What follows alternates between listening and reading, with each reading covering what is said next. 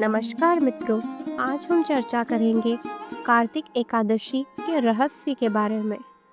वैकुंठ लोक में दिव्य आभा फैली हुई थी। भगवान विष्णु शेषनाग पर विराजमान थे और चारों ओर देवगण की मधुर वाणी गूंज रही थी। उसी समय नारद मुनि अपने वीणा के मधुर सुरों के साथ भगवान के चरणों में उपस्थित हुए। नारद मुनि विनम्र स्वर में, प्रभु, कार्तिक मास तो स्वयं पवित्रता का प्रतिरूप है, परंतु इस माह की एकादशी का इतना महत्व क्यों बताया गया है? कहा जाता है कि इस दिन का व्रत 100 यज्ञों से भी बड़ा फल देता है। कृपा कर इसका रहस्य बताइए। भगवान विष्णु मुस्कुराए। उनके मुस्कान में सृष्टि का मर्म समाया हुआ था। भगवान विष्णु, हे नारद, अत्यंत शुभ प्रश्न किया है। कार्तिक माह की शुक्ल पक्ष की एकादशी को प्रबोधिनी एकादशी कहा जाता है। यह वह दिन है जब मैं 4 मास के योग्य निद्रा से जागता हूँ। जब भगवान विष्णु 4 मास की योग निद्रा में होते हैं, तब सृष्टि का संचालन देवी लक्ष्मी और ब्रह्मा संभालते हैं। कार्तिक शुक्ल एकादशी के दिन जब वे जागते हैं तो संपूर्ण ब्रह्मांड में उत्सव छा जाता है। देवता गाते हैं, जय जगदीश हरे, जागो प्रभु जागो। नारद मुनि, प्रभु, यदि कोई भक्त इस एकादशी का व्रत करे तो उसे क्या फल प्राप्त होता है? भगवान विष्णु, हे नारद, जो व्यक्ति प्रबोधिनी एकादशी का व्रत करता है वह मेरे अनंत लोक में स्थान पाता है। जो भक्त प्रातः काल स्नान कर व्रत रखकर रात्रि में जागरण करता है वह अपने समस्त पापों से मुक्त होता है।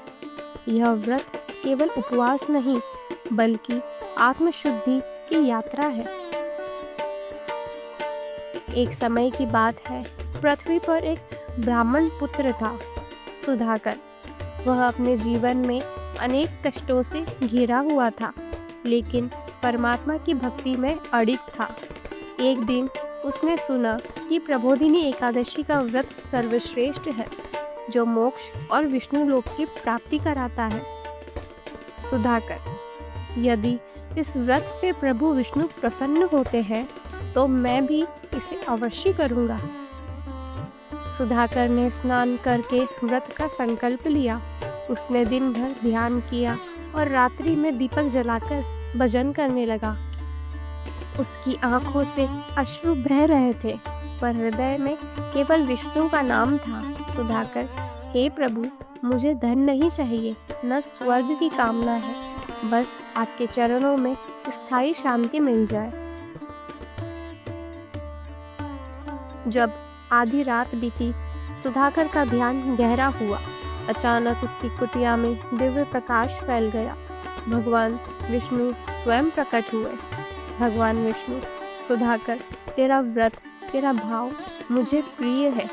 जिसने एकादशी का व्रत किया और दीप जलाया वह मेरे परम धाम का अधिकारी बनता है। सुधाकर आंखों में आंसू लिए, प्रभु, मैं तो साधारण भक्त हूँ, फिर भी आपने दर्शन दिए। भगवान विष्णु, भक्ति में साधारण या असाधारण कुछ नहीं होता। जहाँ हृदय में प्रेम है वहीं मैं वास करता हूँ। भगवान विष्णु, हे नारद, जो मनुष्य इस दिन उपवास रखता है, रात्रि जागरण करता है और दीपदान करता है, वह 10,000 जन्मों के पापों से मुक्त होता है।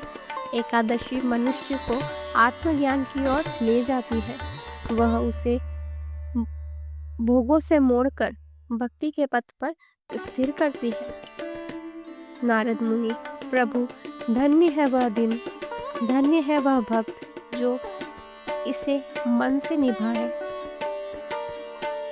रात्रि के समय जब संपूर्ण गांव दीपों से जगमगा उठा, भक्तजन भजन कीर्तन में लीन थे। वातावरण में केवल एक ही भावना थी, प्रभु, हमें आपके चरणों में स्थान दो। हे भक्तों, कार्तिक एकादशी का व्रत केवल एक दिन का उपवास नहीं बल्कि आत्मा की ज्योति जलाने का अवसर है। जो इस दिन अपने भीतर के अंधकार को मिटाता है वह सच्चा दीपदान करता है। इस प्रकार कार्तिक माह की एकादशी भगवान विष्णु की चेतना का पर्व है, जहाँ भक्ति, तप और प्रेम मिलकर मोक्ष का द्वार खोलते हैं। राम राम।